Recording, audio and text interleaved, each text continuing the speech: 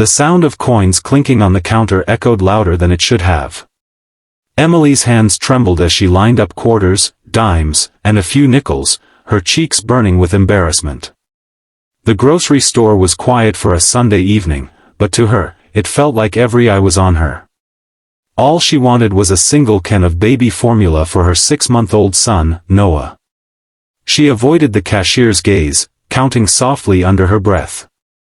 $47.85.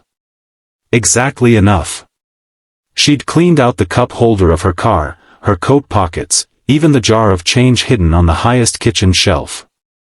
The cashier, a teenager with braces and tired eyes, offered a sympathetic smile but said nothing. Behind Emily, the line grew impatient. A man sighed loudly. A woman tapped her phone screen with sharp clicks. Then, from just 2 spots back, a deep voice spoke, not loud, not commanding, but firm enough to break the tension. "Put it on my card." Emily froze, the quarter slipping from her hand and rolling across the conveyor belt. Slowly, she turned. The man behind her was tall, well-dressed, his navy suit completely out of place in the small suburban grocery store. His tie was loosened, his hair peppered with gray, and his eyes held a softness that startled her. "I can pay," Emily said quickly, her voice brittle with pride. "I know you can," the man replied gently. "But tonight, you don't have to." Something in his tone, a quiet certainty, almost fatherly, broke through her defenses. She felt her throat tighten. The cashier looked between them, waiting for confirmation. Emily nodded reluctantly. The man handed over his sleek black credit card, and in less than a minute, the formula was bagged and paid for. Emily held it to her chest like it was made of gold. "Thank you," she whispered, still shaken. The man smiled faintly. "You don't owe me thanks. Just promise me one thing." Emily blinked. "What's that?" "Someday, when life lets you, you'll do the same for someone else." Outside, Emily loaded Noah's formula into her beat-up sedan. She half expected the man to vanish like some passing angel, but instead, he stood a few feet away, scrolling his phone. Finally, curiosity overcame her. "Why would you do that for a stranger?" she asked. He slipped his phone back into his pocket. "Because once, a stranger did it for me." And then, almost reluctantly, he told her. Years ago, he had been a young father himself, jobless after a factory shutdown, desperate to buy groceries. He'd stood in a checkout line with a half-empty cart when a woman behind him quietly paid the difference. He never forgot her kindness. It pushed him to keep going, to work harder, to build something better, not just for himself, but for his family. Today, that same man was the CEO of a company with thousands of employees. And yet, here he was, remembering exactly what it felt like to count coins for your child's next meal. Emily's jaw went slack. She hadn't expected the man in the expensive suit to know her world, her struggle. But he did.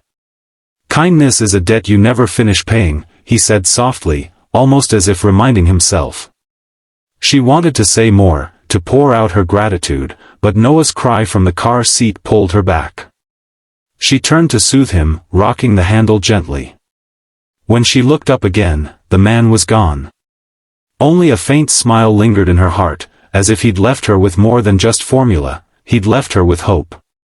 That night, after feeding Noah, Emily sat in the quiet of her small apartment. The day's humiliation had transformed into something else, something lighter. She thought of the man's words, "Someday, when life lets you."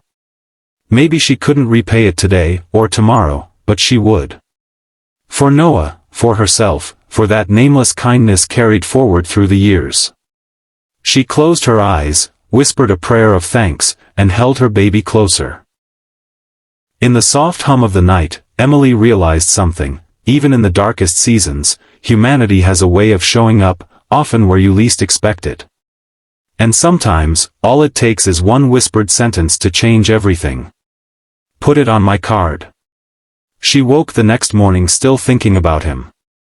Not the suit, not the credit card, not even the title of CEO that he'd casually dropped into conversation, but the way he had looked at her. Not with pity, not with judgment, but with recognition.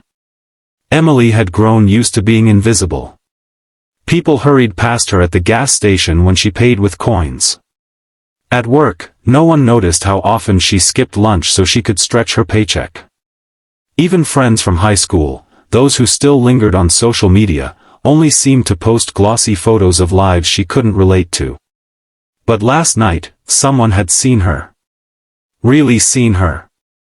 As she held Noah in the rocking chair, she whispered promises to him she hadn't dared speak aloud before. "We'll get through this, baby. Mommy's going to make sure you never forget that good people are out there." The days that followed were still hard. The bills didn't stop coming. Her job still barely covered rent. But there was a small spark inside her now, a reminder that she wasn't carrying it all alone, that kindness traveled through people like light passing hand to hand. 2 weeks later, standing in line at a different grocery store, Emily saw a young boy clutching a loaf of bread. His mother behind him, fumbling with her wallet, looked as though the weight of the world was pressing on her shoulders. The cashier told her she was a few dollars short. The woman's face turned pale.